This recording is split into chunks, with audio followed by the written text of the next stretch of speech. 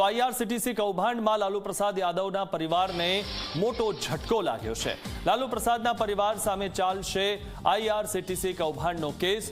લાલુ પ્રસાદ, તેજસ્વી અને રાબડી દેવી સામે કેસ ચાલવાનો છે। હવે રાઉઝ એવન્યુ કોર્ટે કૌભાંડમાં લાલુ પ્રસાદનો હાથ હોવાનું માન્યું છે, ત્યારે લાલુ પ્રસાદની જાણકારીમાં કૌભાંડ થયું હતું તેવું કોર્ટે નોંધ્યું છે।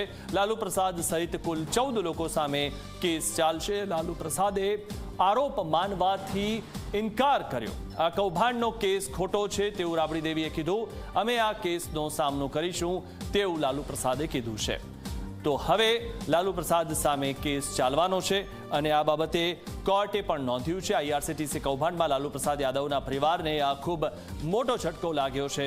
લાલુ પ્રસાદના પરિવાર સામે ચાલશે આઈઆરસીટીસીનો કેસ અને આ કૌભાંડનો કેસ ખોટો છે તેવું રાબડી દેવી કહી રહ્યા છે અને અમે આ કેસનો સામનો કરીશું તેવું લાલુ પ્રસાદ યાદવે કીધું છે। ત્યારે રેલવેને લઈને આ કેસ છે। આઈઆરસીટીસી કૌભાંડમાં લાલુ પ્રસાદ યાદવના પરિવારને મોટો ઝટકો લાગ્યો।